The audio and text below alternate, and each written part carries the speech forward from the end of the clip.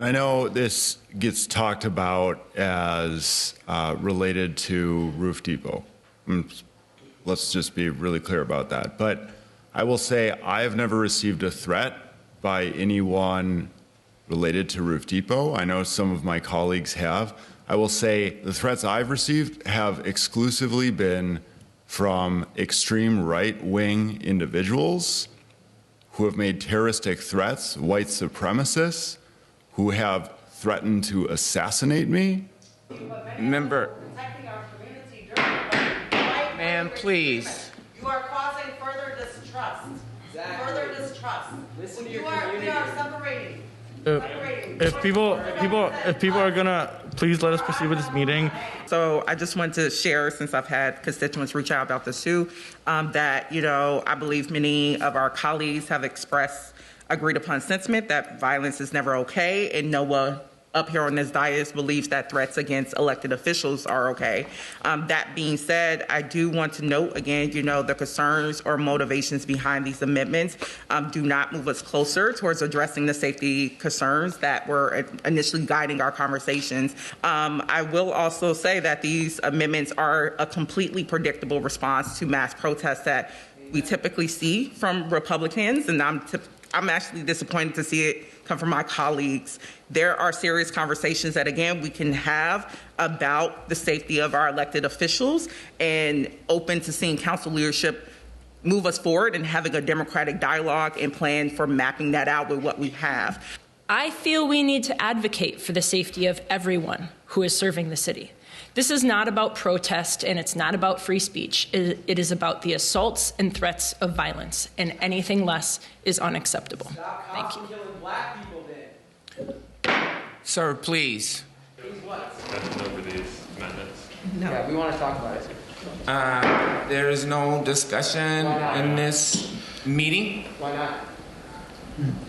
That is our city council rules that, yeah, we're not going to change it today. So,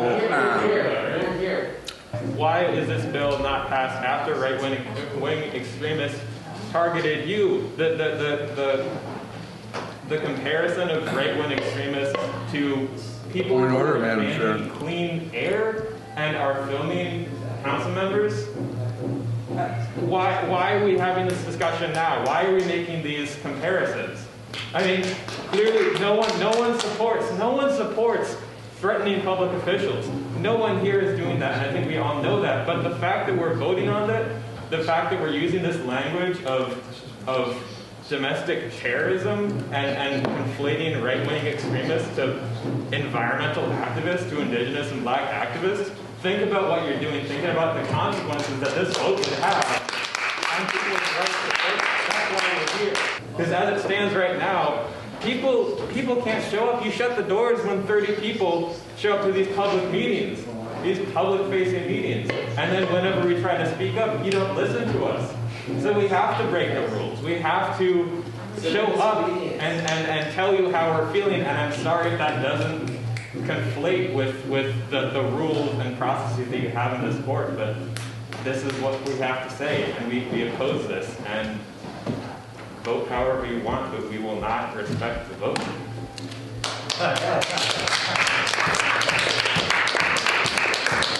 Council Member Rainville.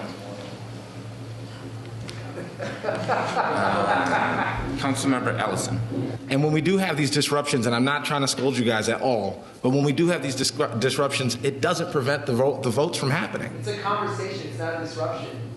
But my main point is that increased criminalization is, in my mind, not the pathway to safety for people on this dais.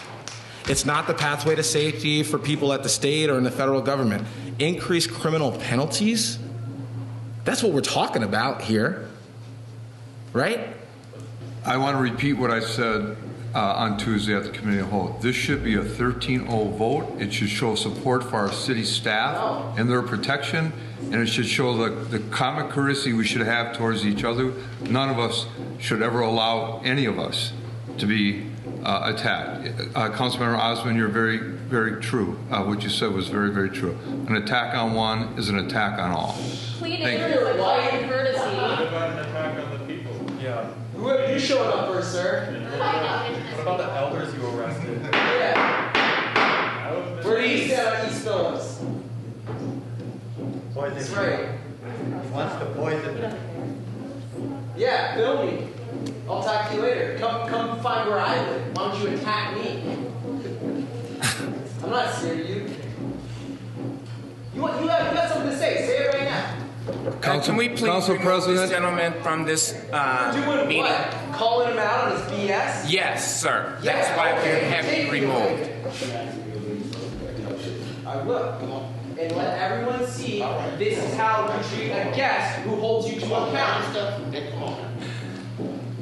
So Not scared of you. I put myself in Not queue. scared. He puts out he just threatened me. That's how I feel about that. Who do I talk to about that? I want to talk to someone right now about being threatened by that gentleman right there. Who do I speak to? And I will be abstaining from this vote today. I do not support increased criminalization.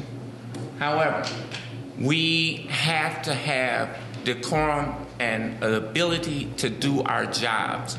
There's already penalties. Somebody said civil disobedience. There is a consequence for civil disobedience. So if you want to break the rules, there are consequences. That said, seeing no other discussion, clerk, please call the roll. Councilmember Chavez. No. Councilmember Ellison.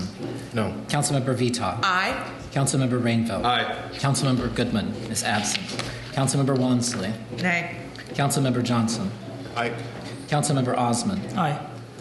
Councilmember Payne. Nay. Councilmember Koski. Aye. Councilmember Shugtai. Nay. Vice President Palmisano. Aye. President Jenkins. Abstain. There are 6 ayes, 5 nays, and 1 abstention. Madam President. Sorry, I had to Councilmember use the Goodman. restroom. Aye. I'd like to be recorded as voting aye. Thank you. Clerk, can you, If there are no objections, I without will leave it at that. objections from my colleagues? I don't see any objections from my colleagues.